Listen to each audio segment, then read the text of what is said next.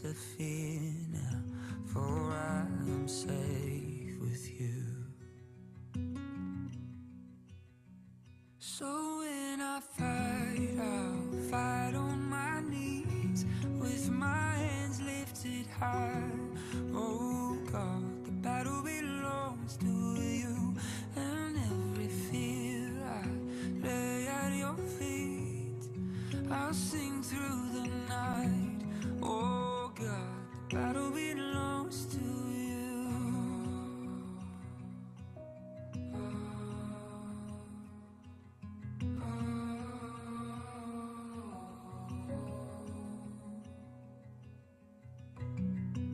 And if you are for me, who can be against me? Yeah. For Jesus, there's nothing impossible for you. Oh, yeah. When all I see are the ashes, you see the beauty.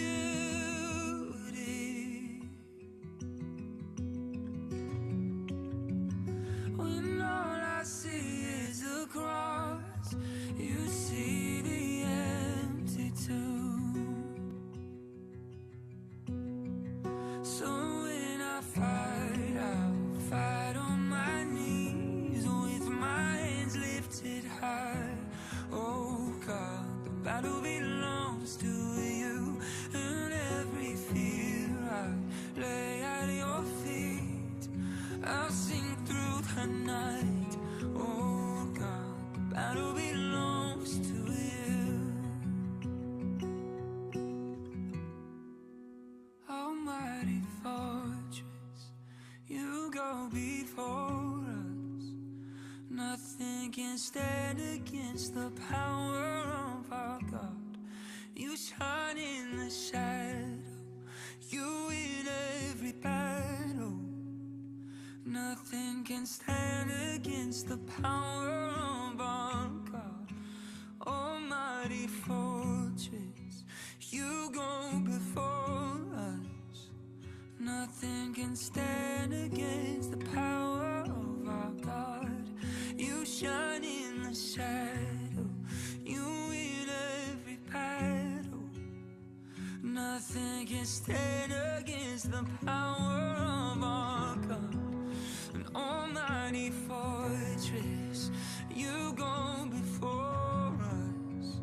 Nothing can stand against the power of our God. You shine in the shadow, you win every battle. Nothing can stand against the power of our God. So when I fight, I'll fight on my knees, with my hands lifted high. Oh God, the battle belongs to you, and every fear I lay at your feet. I'll sing through the night. Oh God, the battle belongs to you. And oh God, the battle belongs to you. And oh God, the battle belongs to you.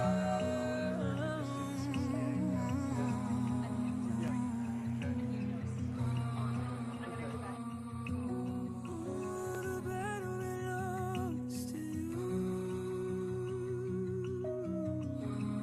It belongs to you.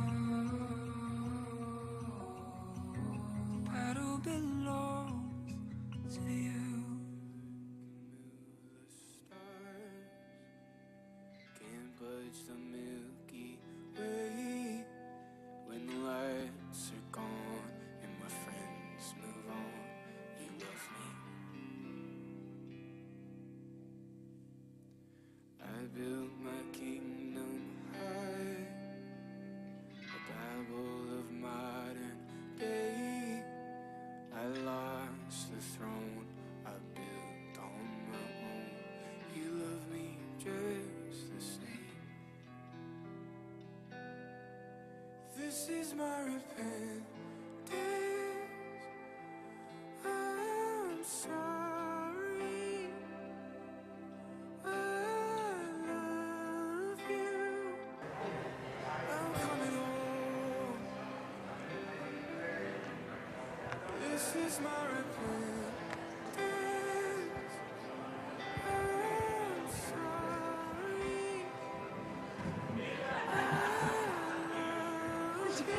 Okay, take your time. I'm coming home.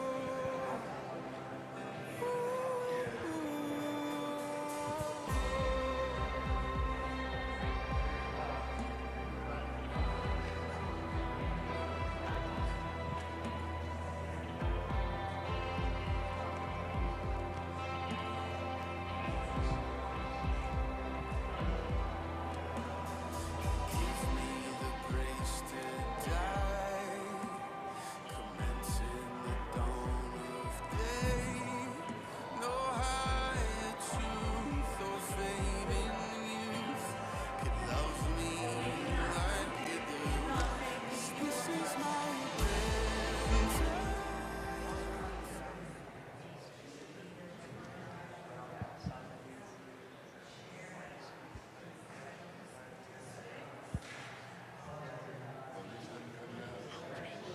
Just like the way it wants to.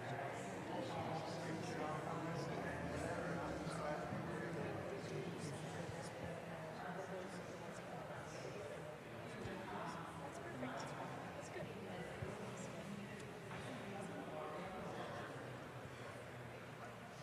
No, but I got you.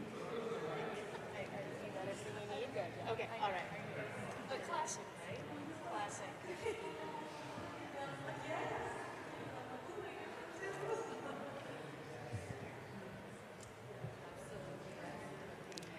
Hey y'all, great to be back. Hello everyone.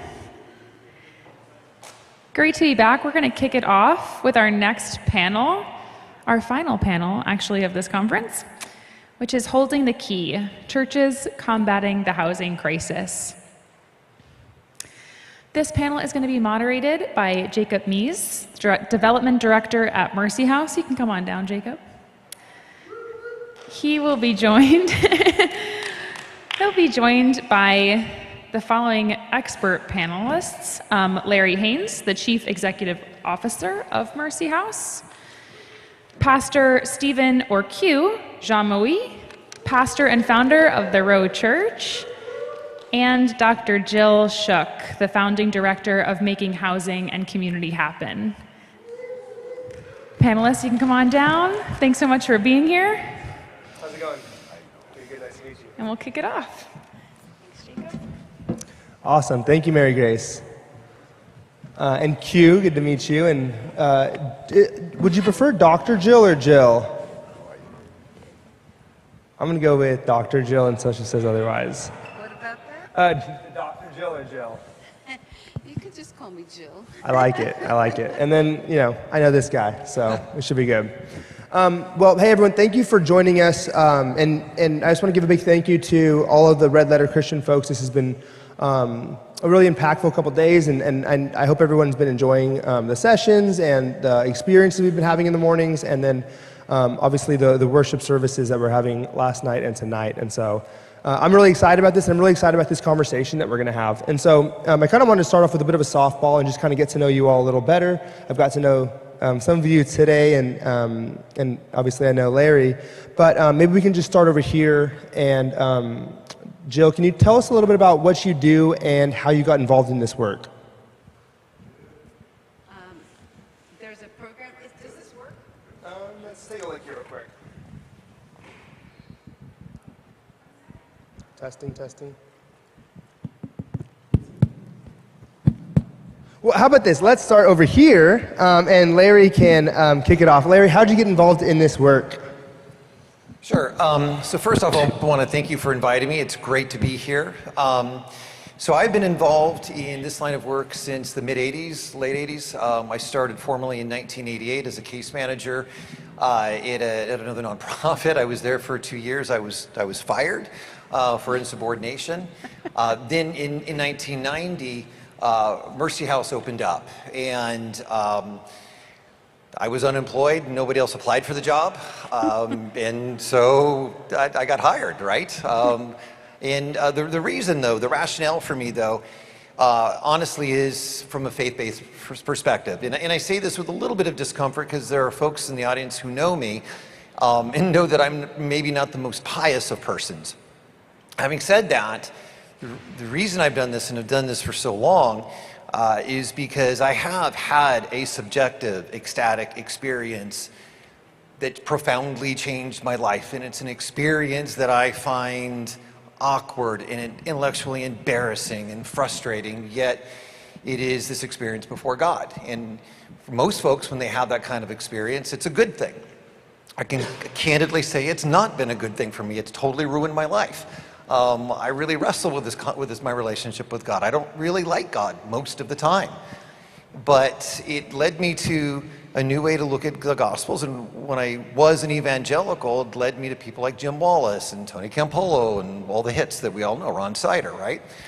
Which then, of course, led to an evolution into liberation theology, for which I fully adhere to. So for me, I've done this for so long because if I don't do this, life does not have meaning for me. It's a compulsion. I'd like to say it's a joy, but honest to God, it's more of a compulsion. Thank you, Larry. And Q, talk to us a little about what got you involved in this work. Yeah, well, I think in 1994, I was on tour in Milwaukee, Wisconsin, and I was performing in front of 65,000 people. It was a thing called Summer Jam. Went to my hotel room after. It was the greatest high I ever had in my life. Went to my hotel room afterwards and said, God, if I'm going to lose my soul, take this away, because I felt, I was being consumed by what was happening. And then I went to watch the movie Malcolm X not too long after that. And at the end of the movie, I felt like God was saying, I want you to be like him for me. Heard it 3 times, not audibly, but it was in my spirit. I want you to be like him for me. I want you to be like him for me. So I knew whatever I was going to do next had to be like Malcolm. So by any means necessary. I love that. I think others in this panel can relate. And Jill, tell us about what got you involved in this work. So I was living in Mexico, and I came back to the U.S.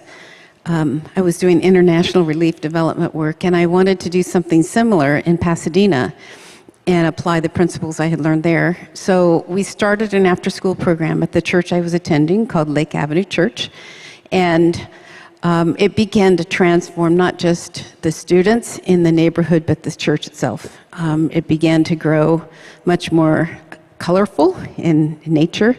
In fact, there were so many African Americans. At one point, it was the largest black church in the city. And so as I began to see all this change, and as the program began to grow, we had over 100 kids coming out and hundreds of tutors and mentors. But their apartments are being sold out from under them. And they were having to leave our city.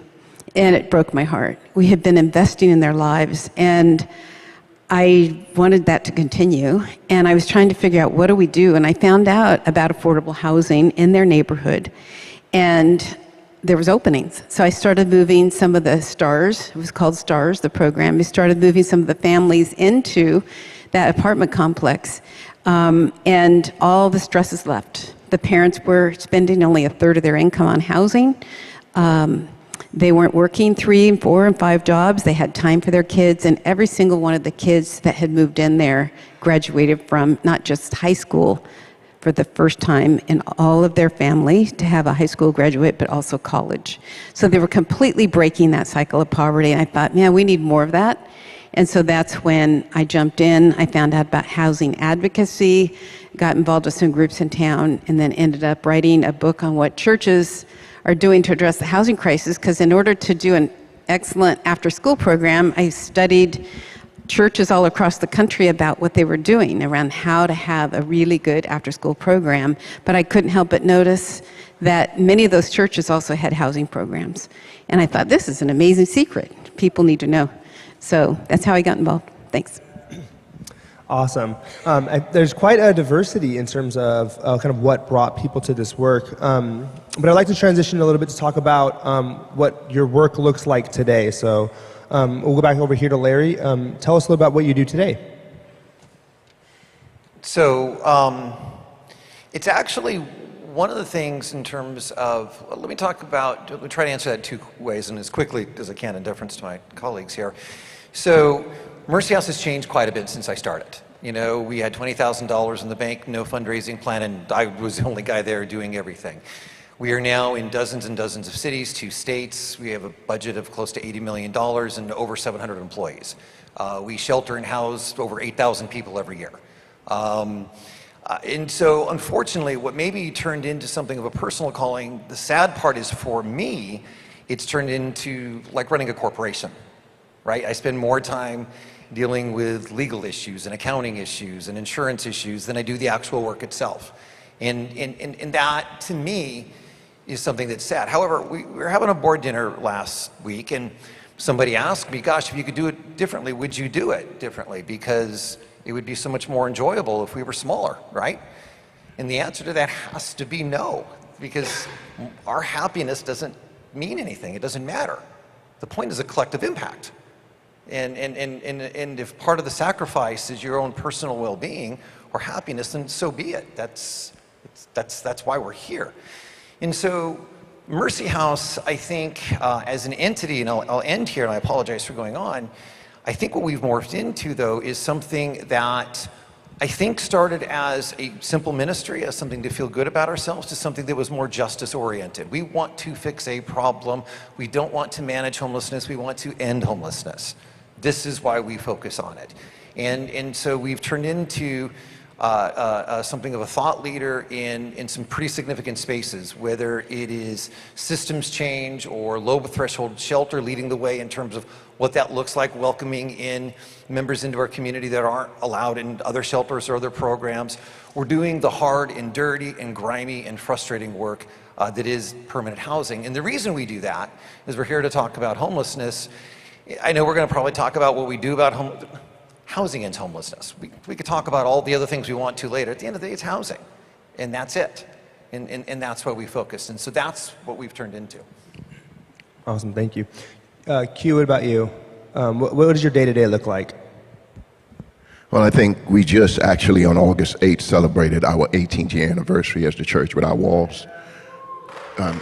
So for us, everything is, we're trying to operate outside of the system, right? We know that we try to democratize everything, right?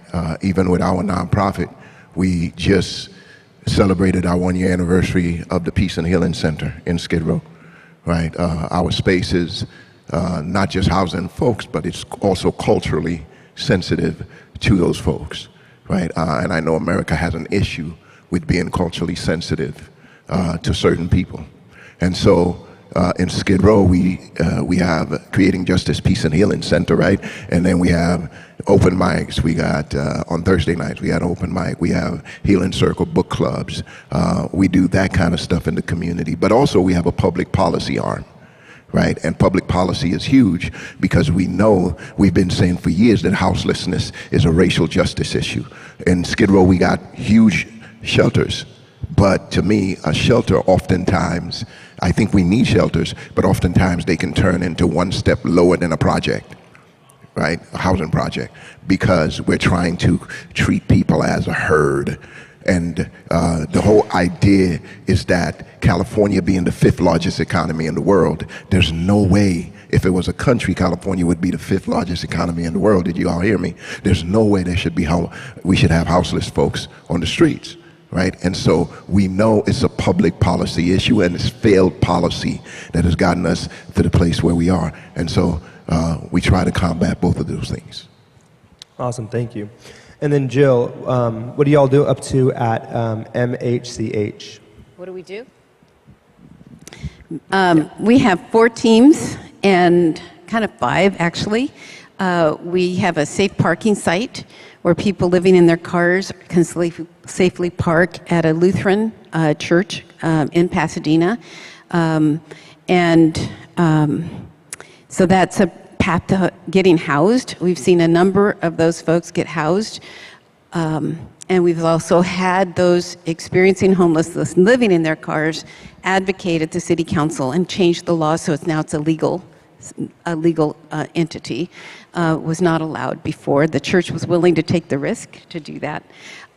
We also have our advocacy work, and that's both for good projects and policies.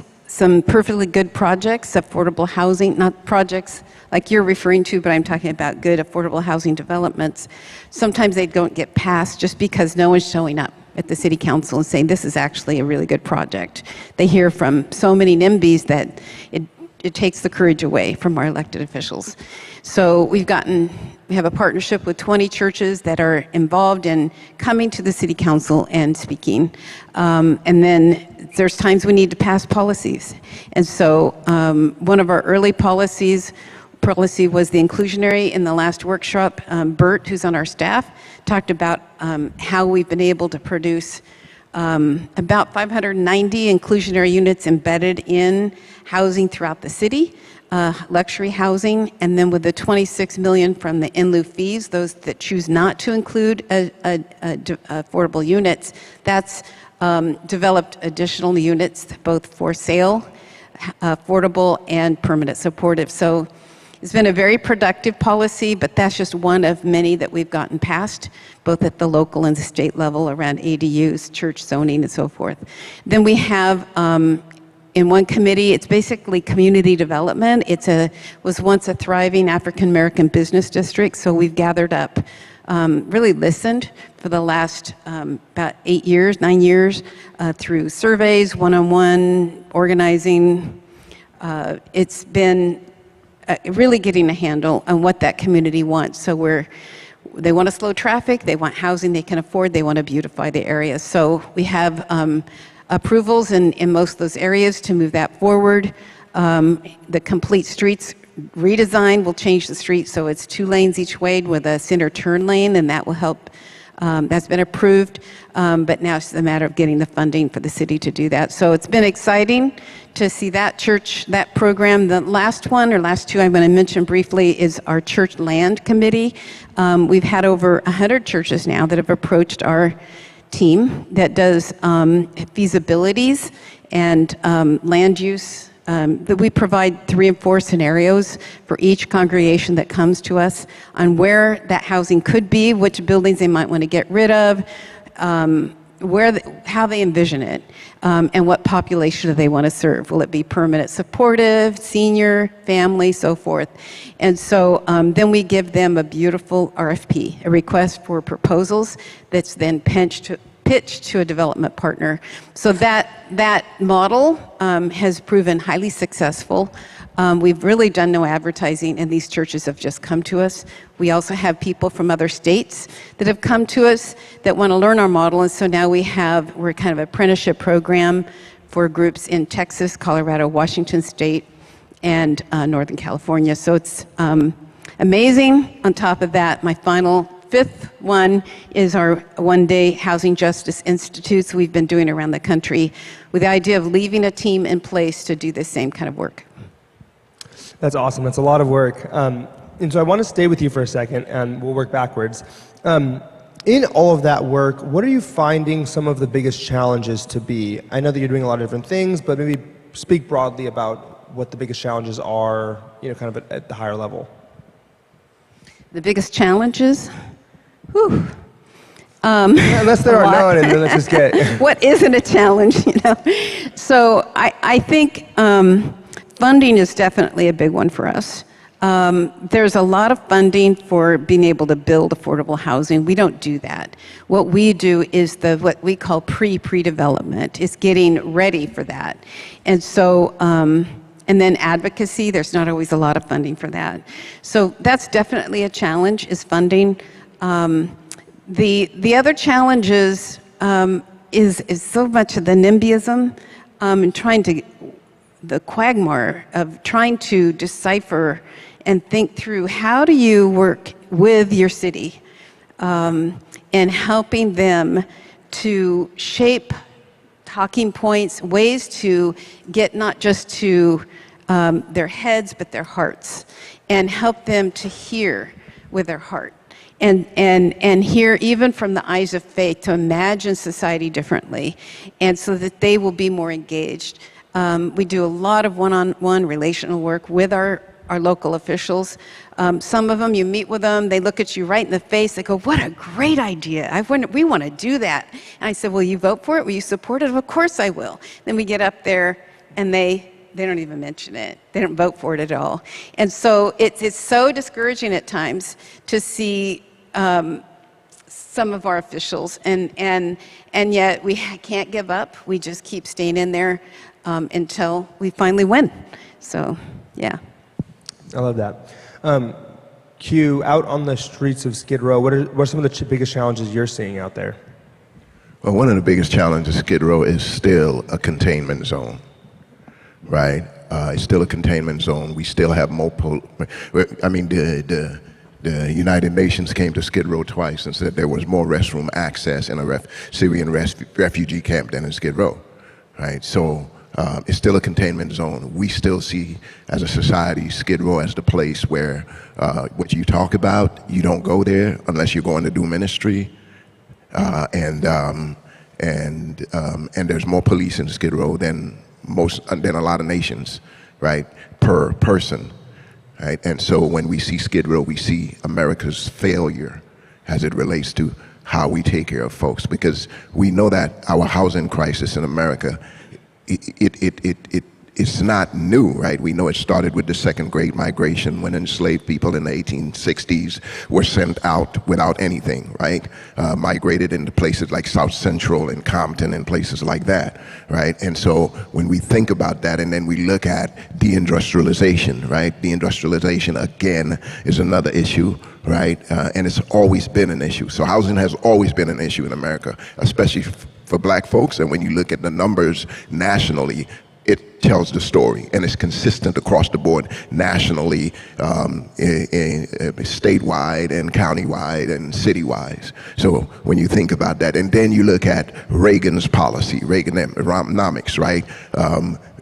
During Reagan's time, houselessness grew, right? And then you come to today, where we give $3.5 billion to the police in Los Angeles, over 50% of our budget to the police. How do you shift, the greatest challenge is, how do you shift our mind to a place of compassion for our fellow people, and not looking at them as, oh, they're on drugs or they're mentally ill, so they don't deserve that much compassion. But police, they keep us safe, so let's give them all the resources, and let's scramble to try to find money for the stuff that we really need. So we need to shift our perspective on what public safety is. Yeah, that's so good.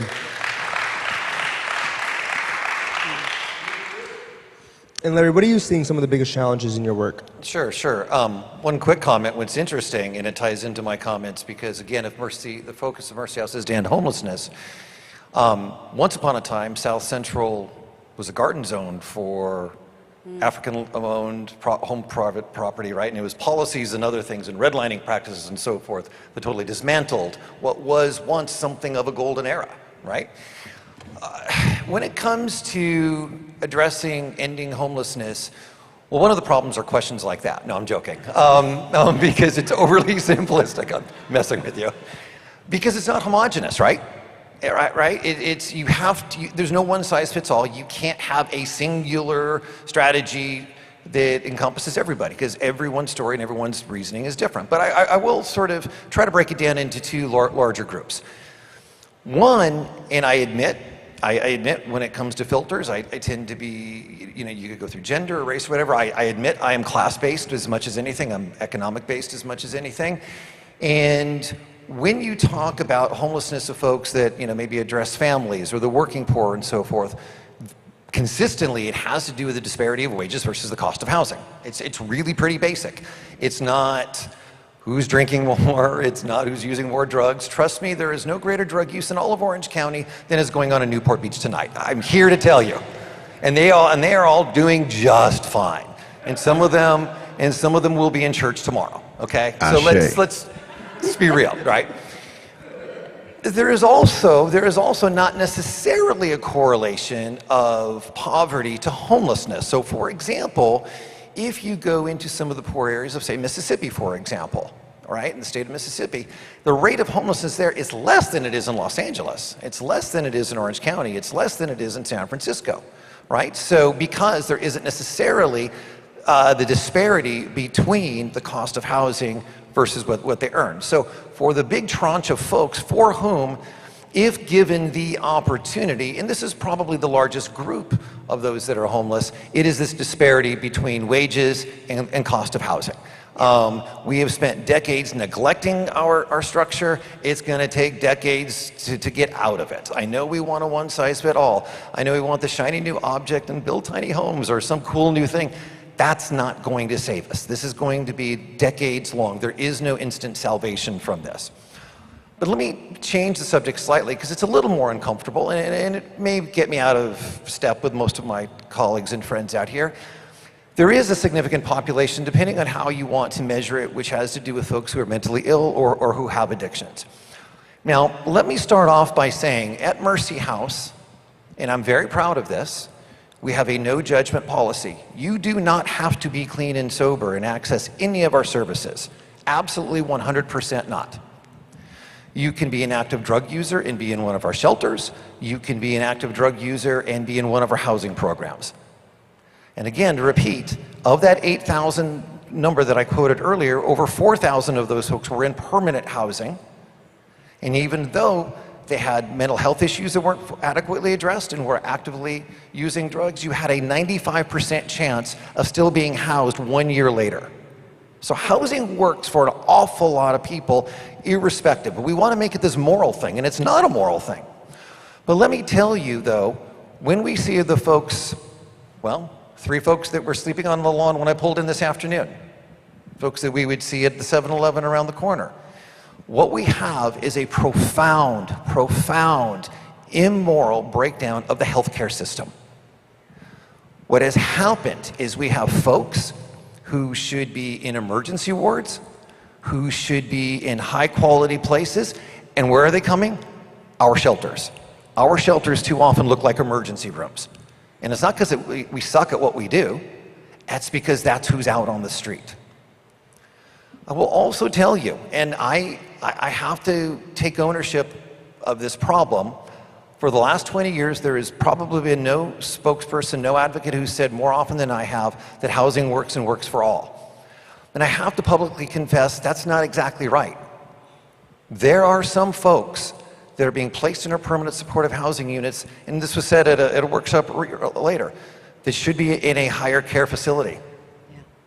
And what's happened, and the reasons why, and I'll wrap up here, and again, my apologies for going on long, is I'm going to blame Reagan too. I'm so glad you blamed Reagan. I hate to be the only one in Orange County that does that, so I feel like I've got a safe space here.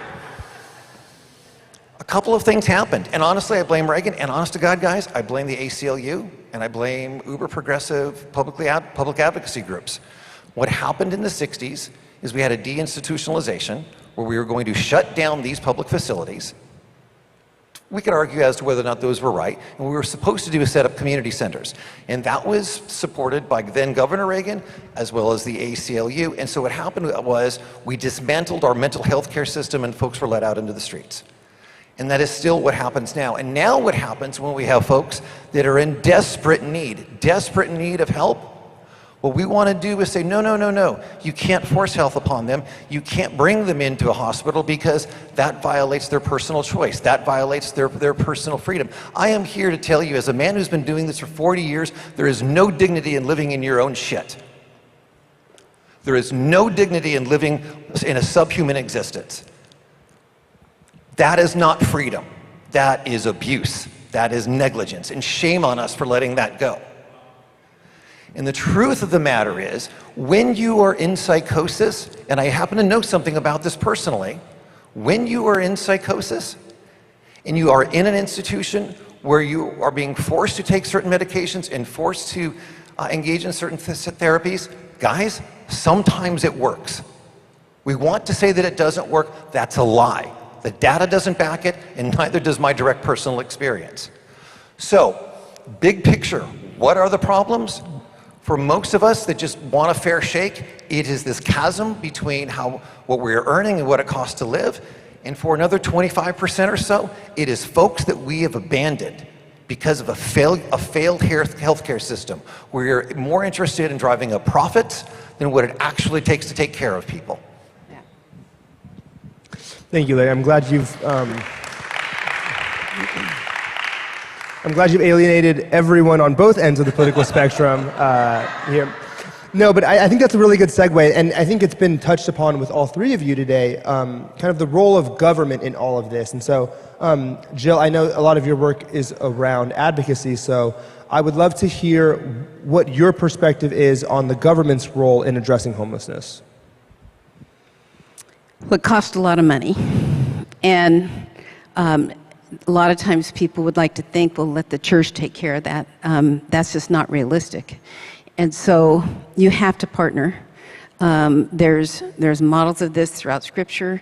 There's all the prophets in the Old Testament were advocates. They spoke to kings. Esther spoke to the king. Moses spoke to Pharaoh. I mean, it's just so consistent. Jesus spoke many times to the authorities, and it got him in a lot of trouble. But it's good trouble. And so I think that model is throughout Scripture, but we've forgotten that. And we need to wake the church up to their role, to work with our government entities to help them be what they should be. I believe the Scriptures speak a lot to cities. My doctoral work is in transformational leadership for the global city. And so it's very important that we think about cities theologically, that God is redeeming cities throughout the world. And we need to enter into that redemption process and help the government be what it should be. We are the voice through the Spirit of peace and hope and opportunity that oftentimes government doesn't see. And so we help open their eyes to imagine and through a big God to imagine things that just don't exist. Our inclusionary didn't exist. People at one point couldn't imagine we could address homelessness. Now in the last 10 years, we've lowered our homeless count by 50%. And so to imagine a different world and help our city leaders imagine that, and partner with them and the resources they have to bring to bear the goals that we have. And that's really happening. It works. We advocated for years for that street to slow traffic. And now that that's been approved, they're coming to us and asking us to write letters of support, that the grants that they're writing. And so we have to work together. They appreciate us, we appreciate them. And if we don't see ourselves as partners working together for the same goals, then we're kind of opposition to each other and missing a great opportunity. So. Awesome, thank you. And Q, what about you? I know you're obviously a pastor, so it's like I imagine a tricky thing to walk, but talk to us about how you see it. Well, I think the government needs to stop being the oppressor, right? Yeah. And why do I say that?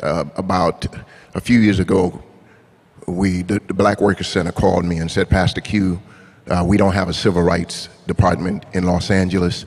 And I've been doing labor work with Clergy and Laity United for Economic Justice for the past 10 years. I've worked with them part-time. That's how I'm able to fund my ministry, right?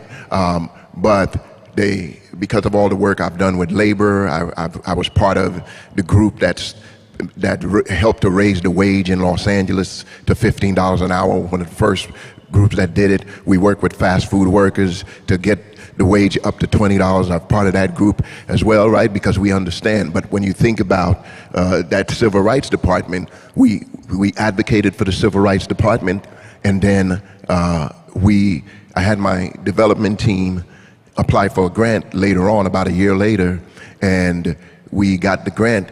And when it came back, we got the grant from the Civil Rights Department that I advocated for, and I didn't even realize it, right? So.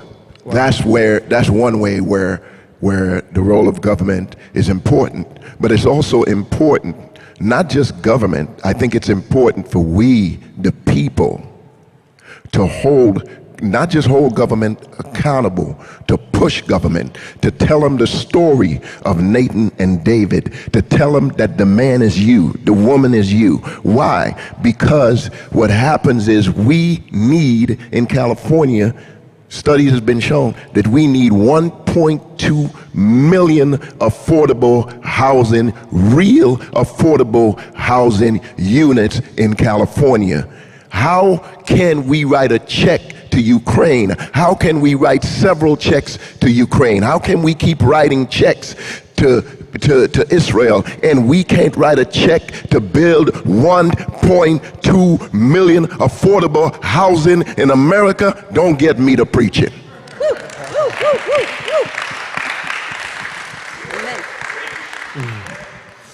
I love that. I love that. Larry, and what about you? You said you're almost an $80 million organization, primarily publicly funded. So you obviously think the government has a large role in this. Yeah. Talk to us a little bit about that. Yeah. So I agree with everything that's been said. I agree with every word that's been said. Because I'd pull out the data. I'm sorry, because what, sir? Because I would pull out the data. Okay.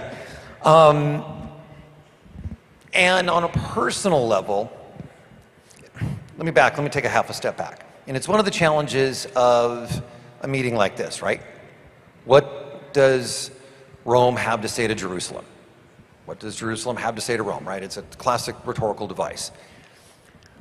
And what is the appropriate, what is the appropriate interplay between organizations of faith and the public government? Now, I will say critically, and I say this as a faith-based man myself, churches would have a whole lot more credibility in their critique of government if they paid property taxes. We've got this exemption in our religious institutions that is a pretty sweetheart deal.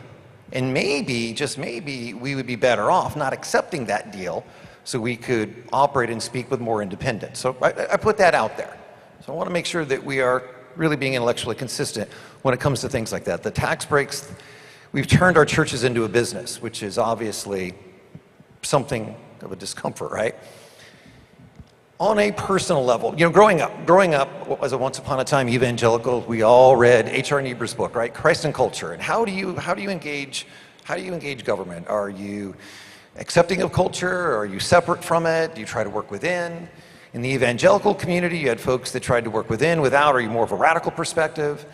And in my heart of hearts, I would like to be a radical. It's what I believe. It's truly what I believe. I hate working with the government. Here's the thing. We need them.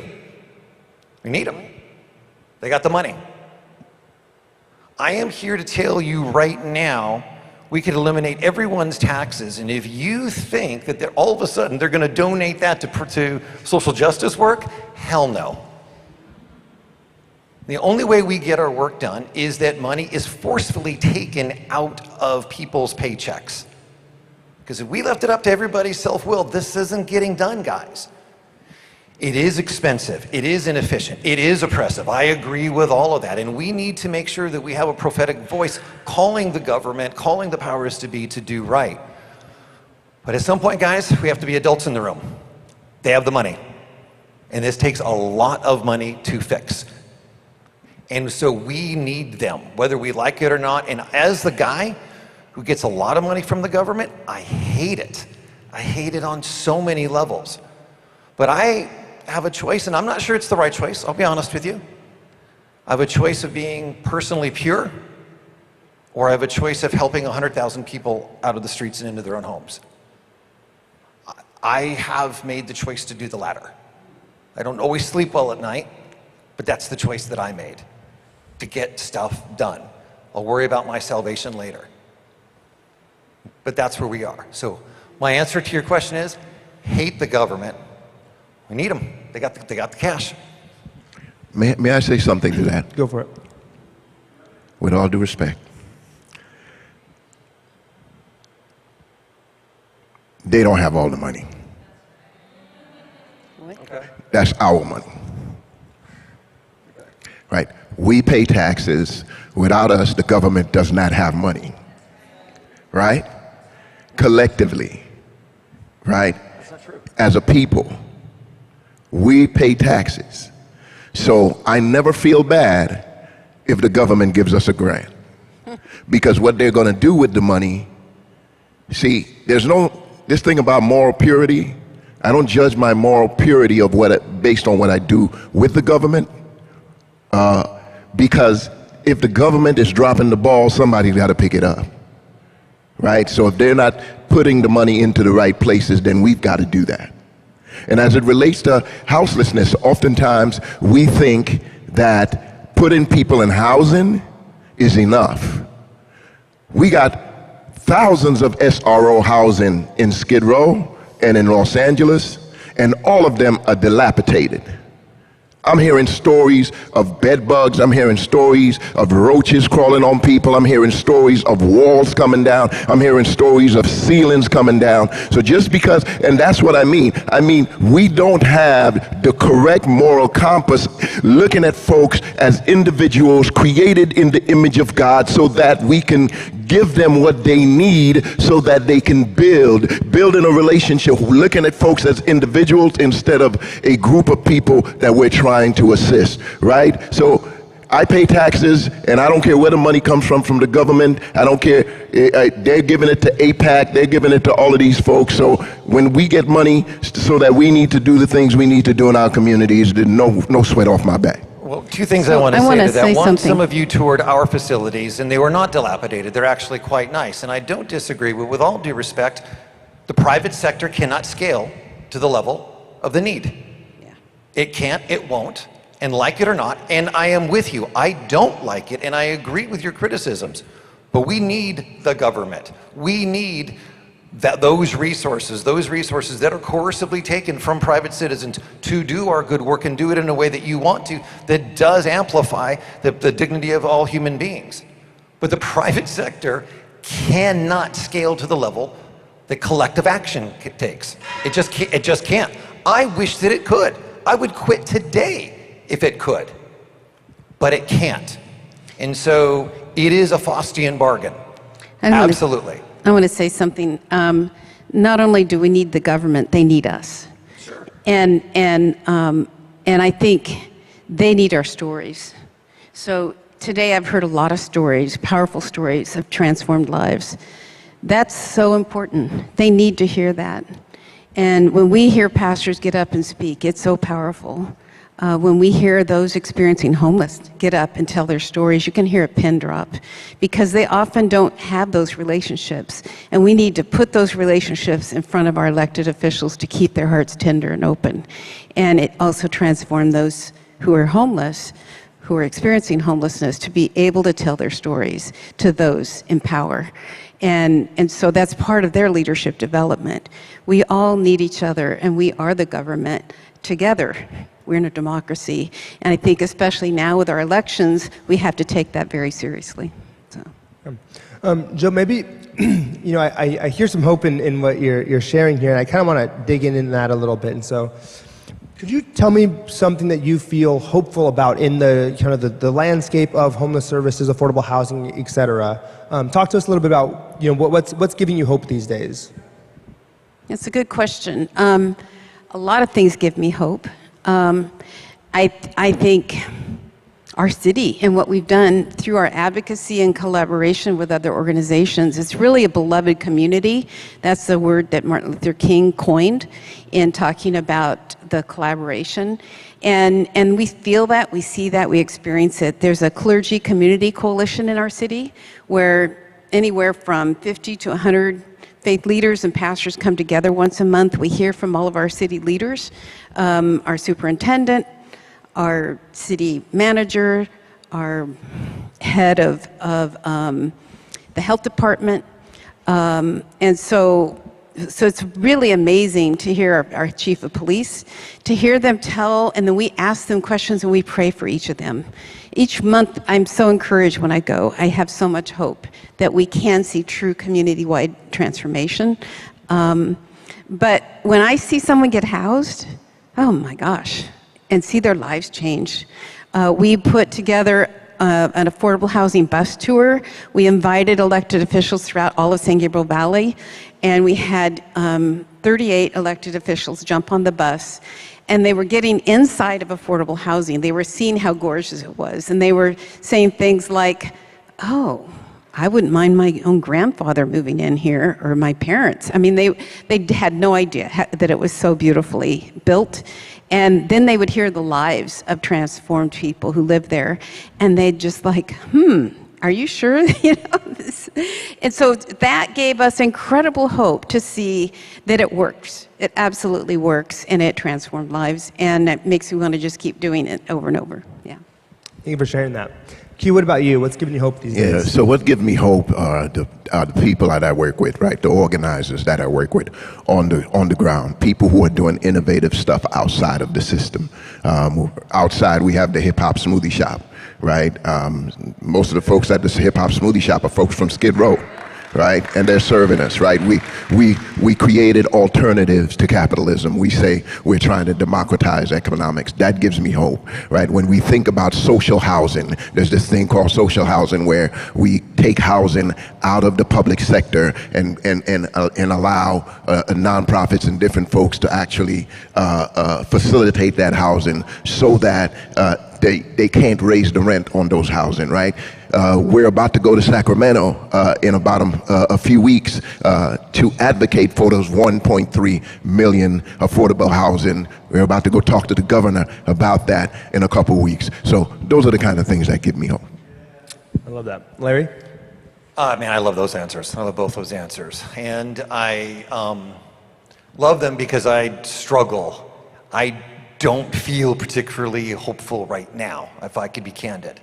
I have a good friend in the audience who, she does this great job where every once in a while, whether she's saying a prayer at a Costa Mesa council meeting or has written something, she'll talk about some outshoot of beauty in an otherwise harsh terrain. And it always moves me. And I wish I had that heart, but I don't. I'm terrified. To mangle a famous quote by Upton Sinclair, when fascism comes to America, it'll be a man wearing a flag holding a cross. And I am scared out of my mind right now with this intersectionality between white supremacy and Christianity right now in America. I am terrified of what we are looking at. I am terrified that it's a jump ball situation right now for the soul of our country. Yeah. I'm out of my mind scared. I wish to God I could cling on to something else, but I can't. I'm terrified of what our future looks like. I will say, though, that the only thing that has kept me going in all of this are conversations like this and relationships like this. It's the people and the conversations that's kept me going so long. But honest to God, I'm scared. I'm scared. I want to interject here one more thing that gives me hope and say, Larry, thank you for your words. I think I'm pretty terrified myself, but we started at the local level trying to make it possible for churches to have the right zoning to provide housing on a portion of their underutilized land. We had a very limited outcome, and so we started working at the state level and got a state policy passed. And that gives me hope to think that one little organization could get a state policy passed. We did the same thing with accessory dwelling units, with ADUs. We had a little team. We didn't succeed at the local level. We did incredibly good research at the local level. They still didn't want to pay attention to us. And so we went to the state. We talked to Wachowski. He said, tell us everything Pasadena's doing that makes it impossible. We did, and he made sure every single one of those policies that we had instituted locally that made ADUs impossible, he made sure every one of them was illegal. And he made it possible for everyone in the state now to have an ADU. So it's the power of just one person or a few handful of people that can make a difference. So I think that's what gives me hope. Thank you, Joe. I have one last question for the audience, but I do want to insert my own 2 cents here, if I'm allowed. And it's especially after Larry, what you shared, I also have this drift towards this deep cynicism and pessimism when I look around. Growing up in a very conservative, evangelical environment and context, and then doing the work that I do, and just finding a deep frustration in being like, why why is my church have these opinions and hold these views and marginalize these people and negatively impact people that I love? And it builds like this cynicism in me. And so Larry, I struggle with it too, but I will say, when getting the email to be a part of this group, and hearing that there were other Christians who, because of the life of Jesus, want to make sure that those who are marginalized in our communities are getting the help they need, it fills me with hope to know that there are Christians, I can imagine the folks in this room, who want to see a better world and want to see a world where Jesus isn't known as the guy who is friends with the far right fascists and such. And so this gives me hope. You all in the audience give me hope, and you on the panel give me hope. So that's my 2 cents for what that's worth. And I want to end with one last question for everyone. So Larry, we'll start actually over here with you. What do you see as a way that individuals can get involved and actually make a difference? We've heard a lot about, corporately what can happen at the government level and even at the organizational level, but what about for individuals? What do you see as hopeful? I'm actually going to steal a lot of what was said by our other speakers, and I think the creating an environment where, if we're going to stick with the government theme, and I'm growing increasingly uncomfortable with it, but let me just stay with that if I could. The extent to which individuals can create an environment that allows policymakers to do the right thing, right? That pressure, whether it's by pressure or making sure that it's okay that they do it. And so let me give you an example. Let me give you an example specifically of a church that incorporated individual activity that I thought was fantastic. So there's this Mercy House project out in Riverside. It's on, we partnered with the Seventh-day Adventist community. They donated their property, so yay, right, using the resources. So we built, I think it was 90 units of housing that's a combination of extremely low income for families, as well as 30 some odd units for permanent supportive housing for people directly off the street. But in addition to that, they were ahead of the curve. They were one of the early adopters of the whole YIMBY strategy that I'm assuming we're all aware of. So they empowered their people to create a policy and an electoral climate for the city of Riverside to vote it in and favor it and fund it. So it empowered them as well. And then they took it one step further. They took collective action and got one of their people voted to council. And so now they're on the inside. And that sparked a liberal revolution in the City Council of Riverside. So now this one church has given property, they've engaged individuals to create a climate, and they took upon themselves collective, strategic, intelligent power to get somebody in the system itself that is now flipping the system from within inside. So I think those are the types of things. We don't need any more thoughts or prayers, right? What we need is that kind of stuff. Yeah, that's good. Q, what about you? What do you see people being able to do? Well, I think people, I like the Nehemiah story, right? Nehemiah was an activist as well as someone who was an innovator, right? So I think allowing, and again, I think recognizing, not even allowing, but recognizing that in our community, there's a lot of solutions. There are a lot of solutions in our community. People on the ground who are doing work, right? Supporting those folks on the ground who are doing innovative stuff. Our organization is called Creating Justice. Advancing, and our mission is advancing justice through creative expression, whatever that expression is. But that takes away all of the, we don't, I mean, for some large organization, you need the government. Right? Smaller organizations, we don't. We can go to work. We can do the things that we need to do. I'm thinking about Mel, who works raise your hand, Mel, who works with farm workers, right, in Coachella Valley, and all the great work that she does, right? I mean, there are people out there who are doing tremendous work, so whatever God has put on your heart, do it. Do it where you are. The wall represents your house. The wall represents your community. Build the wall. Build where you are, and then always have the protection in the other hand, if you know what I mean. Thank you, Q. And then, Jill, let's end with you. What can people do? So what can one person do? Wow, a lot. I think in many ways we have a nation that's in a crisis of courage to really believe what God is telling them and to go and do. And I think to have the courage to listen to the Spirit and act on that. With our congregational land team, I couldn't stop thinking about it for a month. I ate and drank and breathed it. I dreamed about it. Finally, I sat down with Phil Burns and I said, I can't get this off my mind. And he said, me either. So God was already creating a team. And then we found others that had the same exact dream. I approached one man and he said, I'm going to quit my job. I'm going to join your team. You're going to quit your job?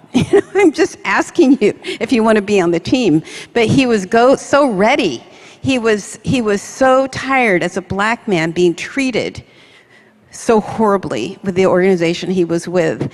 And he was being asked to serve churches and take advantage of them, and he couldn't stand it. He couldn't live with himself. When he heard about a team that was going to do just the opposite and honor churches and do what was right and good for churches, to provide housing, then he just said, I'm done, I'm in. And so as you watch God's Spirit move and put together sometimes the most unlikely people to create something so new and so beautiful, teams. Jesus always worked in teams. So when I'm asked the question, what can an individual do?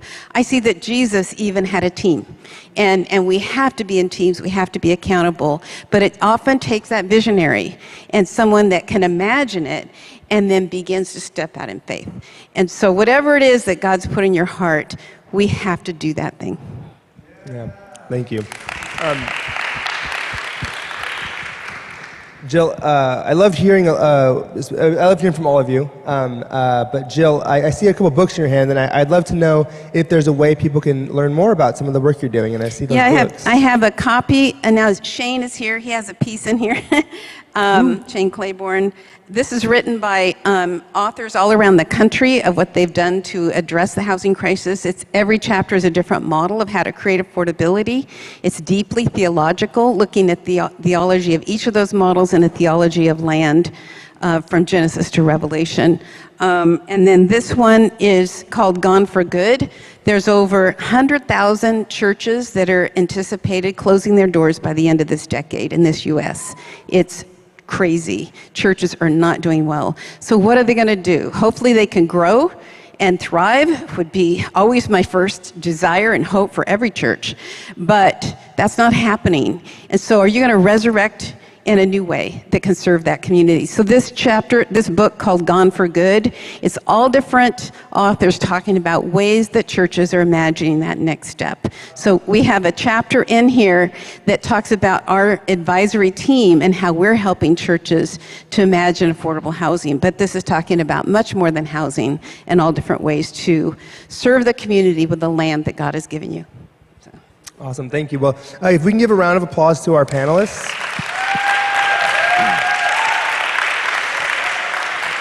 And from here, we'll pass it back to Mary Grace. Thanks so much, Jacob, and our panelists. I'm actually going to invite Scott up to say a couple words about CCDA.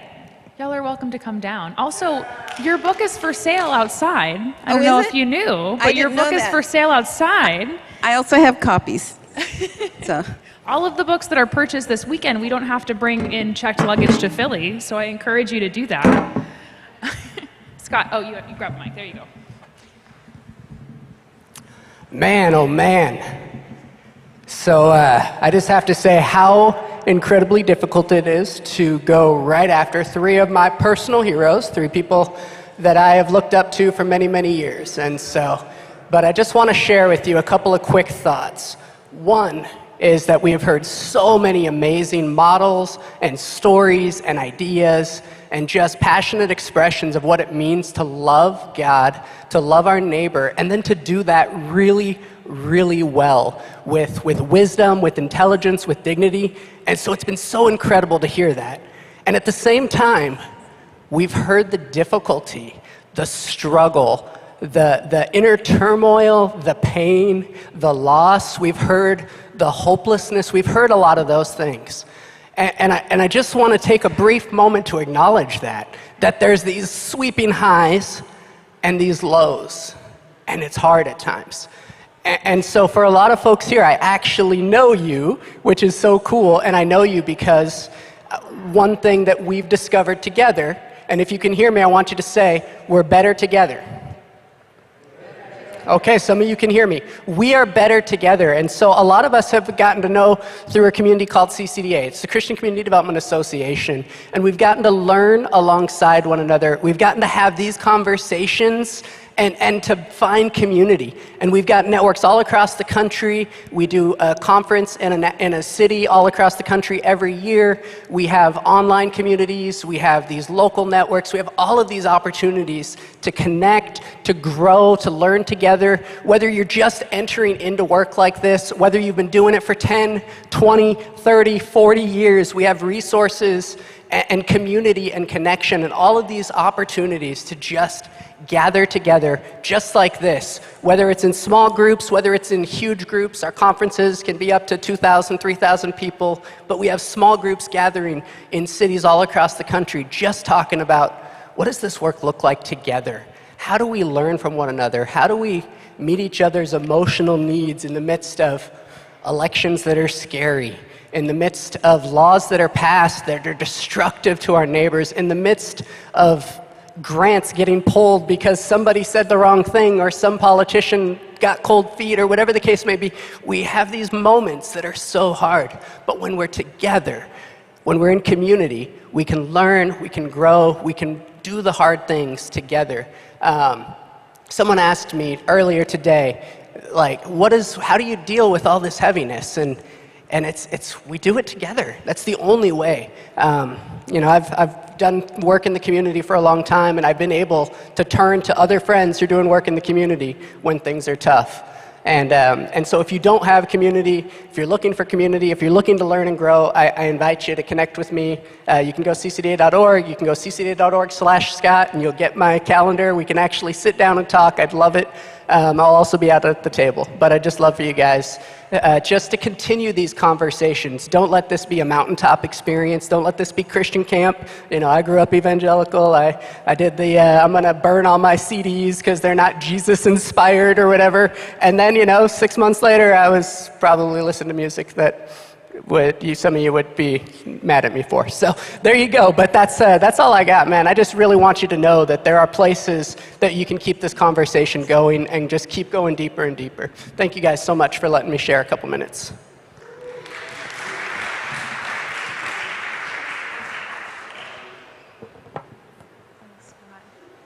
I know. I'm always terrified. Okay. All right, folks, thanks so much for being here. This now concludes the conference portion of our revival. So for right now, we're gonna all join. We're gonna have a taco dinner out on the front lawn. You're welcome to join us for that. Of course, the Hip Hop Smoothie Shop, they're so good. I've already had 2 smoothies. Please indulge, help yourself. This evening at 6 p.m., we're going to have our big revival night. So please join us for that. We have an excellent lineup of a preaching team. We've got some musicians tonight. It's going to be more of a festival feeling as opposed to last night, our storytelling feeling. So please join us for that. It's going to be wonderful. And as a reminder, we have RLC merch outside. We've got books from a lot of the folks that you've heard from this weekend. And I was not joking that everything has to go back to Philly and checked luggage if you don't partake. So if you need a reason to shop, please shop. It's going to be great. I hope to see you all later this evening, and thanks so much for being here. It's been such a wonderful weekend. Thank you.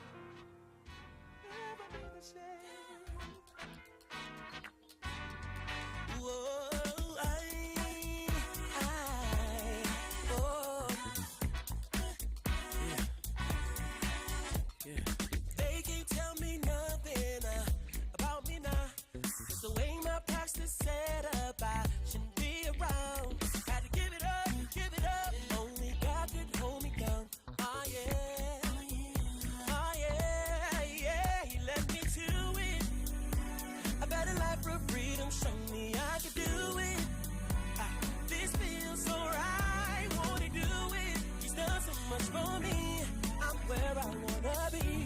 Oh God, not going back this time. I thought I wasn't good enough. You give me love, give me love. Yeah, you put up right on time that green light. Love is like no other. You give me love, give me love. Yeah, I owe you with my life. You keep me going, going, going, going. Green light, going, going, going, going. Green light. When they said I wasn't nothing, I played it off. Now the stream they love me, but I know what's up. 'Cause I ain't blinded by the noise in here now. Oh yeah, oh yeah, yeah. You let me to it. I've had a life of freedom, show me I can do it. This feels so right, won't you do it? It's done so much for me. I'm where I wanna be. Oh God, not going back this time. I thought I wasn't good enough. You give me love, give me love. Yeah, you put up right on time that green light. Love is like no other. You give me love, give me love. Yeah, I owe you with my love. You keep me going, going, going, going, going. Green light, going, going, going. Green light, keep me going, going, going, going. Green light,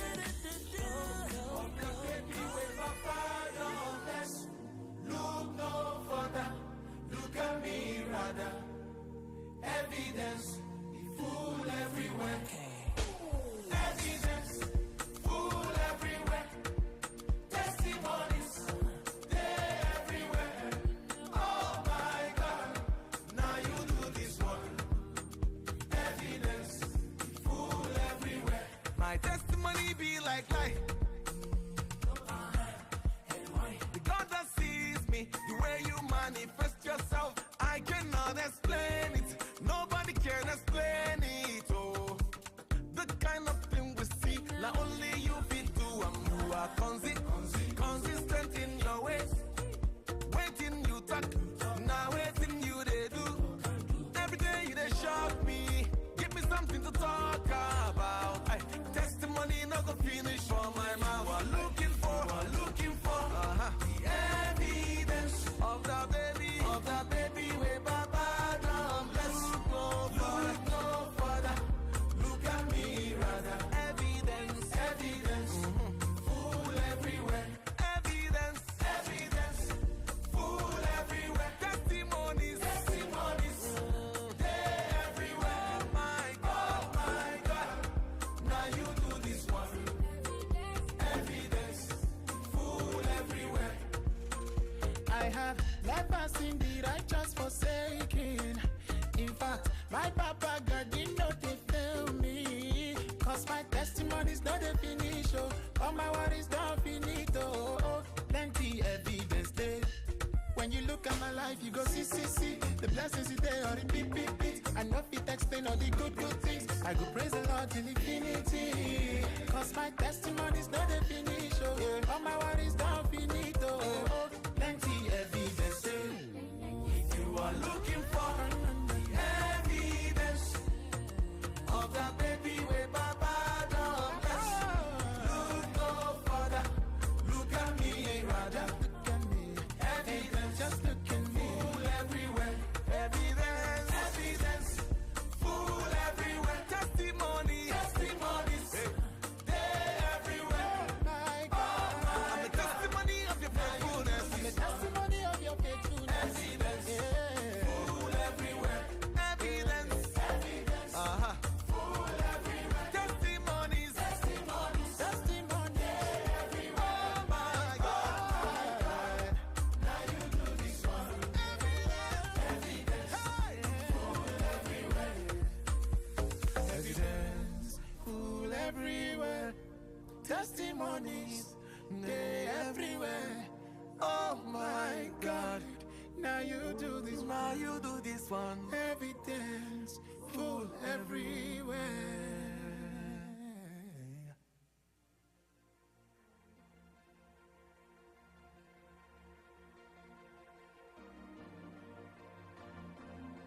It's a simple matter.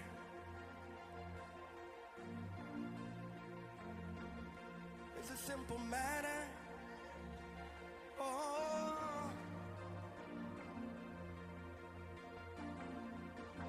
I got a feeling there is a healing on the way.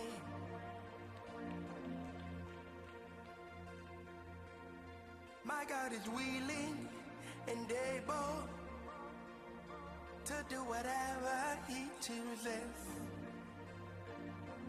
Oh, don't miss the moment. Everything you need is waiting for you. And if you could just believe, dig a little deeper, you'll see Him move. I promise you. And this is a simple matter. Miracles are easy for God. Yeah, this is a simple matter. Nothing's too hard for God. He can do that too. What He's done for me, He can do for you. Don't tell me what God can't do. What He's done for me, He can do for you. Tell Him it's a simple matter. Is there a witness who has seen it with your eyes?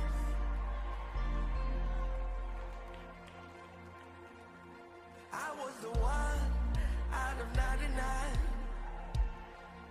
who wasn't left behind. Ooh. And that was the moment everything about me was totally changed. Jesus.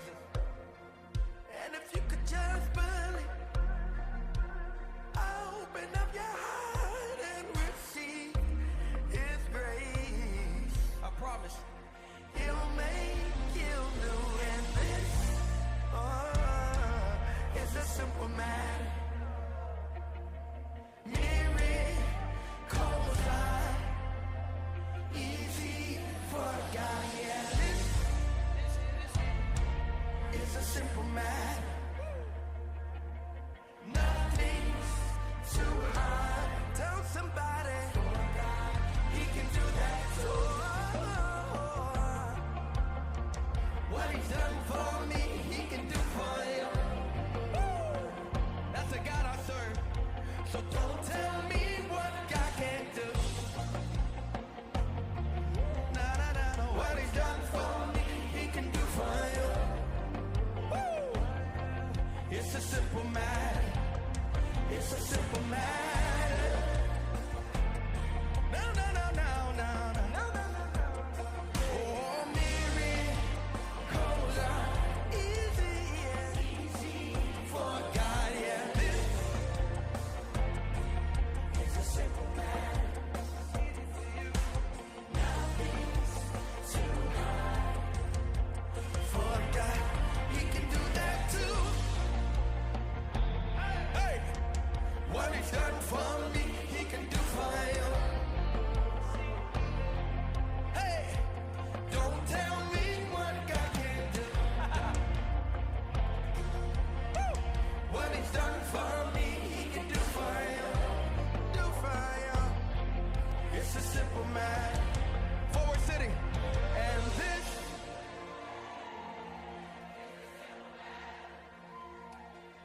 And this we believe.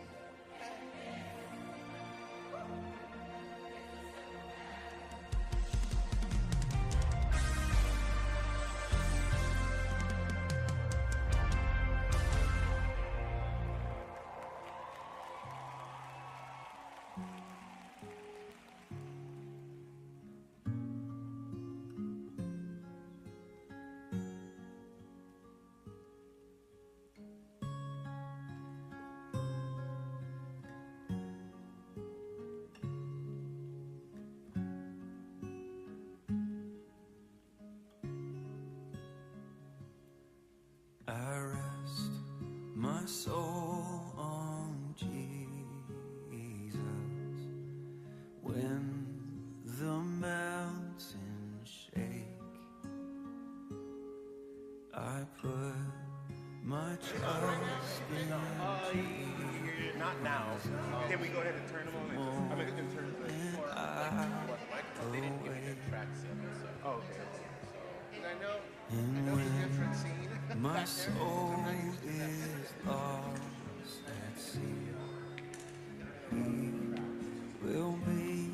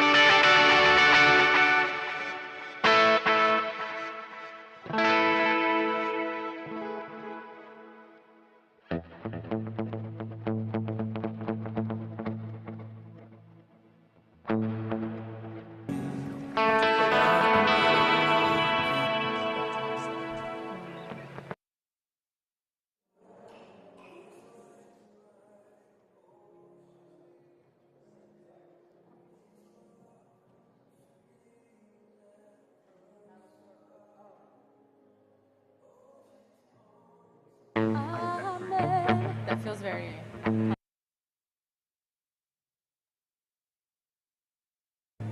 If you want to. There is a chance that we put Believe for it before Grande and just put it at the top set. Okay. There's a chance. Okay. I don't think we need the time, but let's just go through them. We'll go through as much as we can, and maybe try to be finished by what time is it? We're supposed to start 6:30. No, as far as the sound check. Oh, so I think I allotted some time. What time is it right now? 53. So maybe if let's aim to be done by 6:15. If we feel like we need to keep going, we'll take. I mean, not 6, 5:15.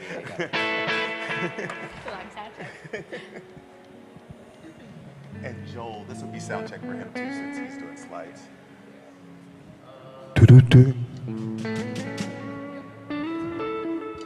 Caesar and Joel, can you hear DJ talking to you?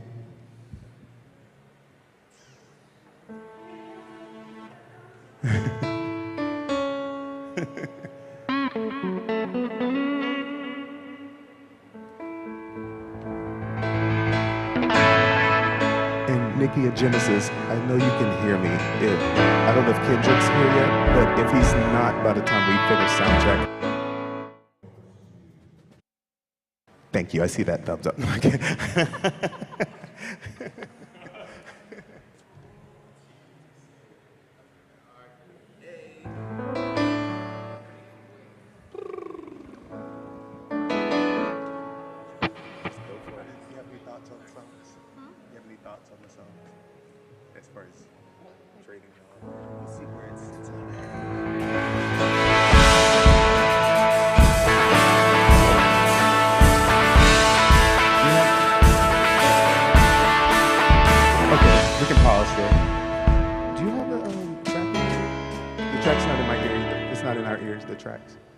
The tracks, we don't have the track in our ears.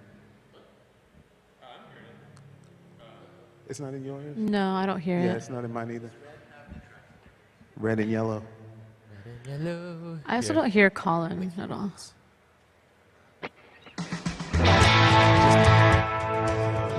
Almost. Scream a little.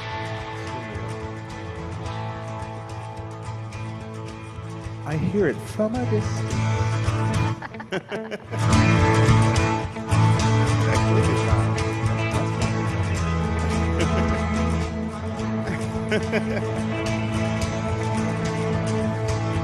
get ready to rumble!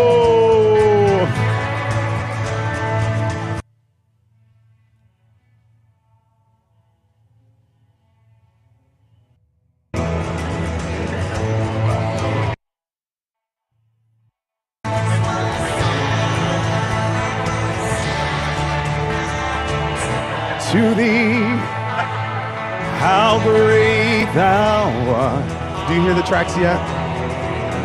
I hear mostly Colin.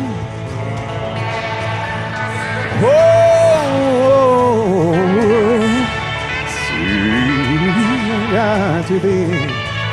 Okay, cool. Can we just do a quick ear check for the two? Just the two of us. We can hear it if we try. Just the two of us.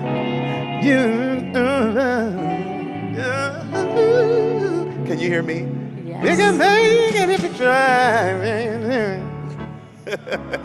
Okay, do you want to say something? Say something, I'm giving up on you. Say something else? Something else in the lyrics of my.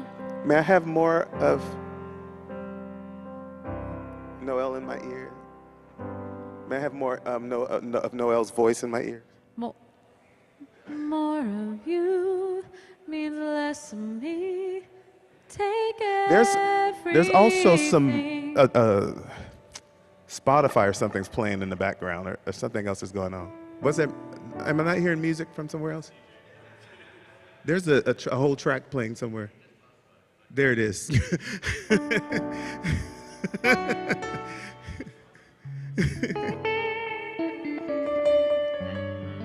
Okay, can you say something? More of you. Okay, that's good. Thank you.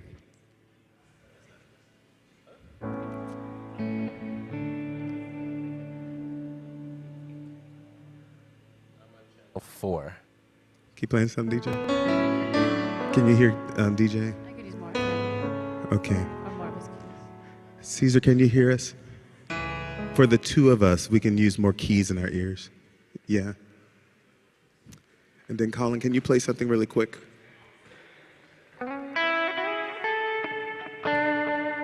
How's the volume for you there? I think you're good, Colin. Oh, that's tight. Okay, let's see. How's the keys for you now? It actually went the opposite direction. No, it's actually less. More keys, please. DJ, can you play keys? Can you play keys? Yeah, it's barely there. Yeah, I can use a whole lot more.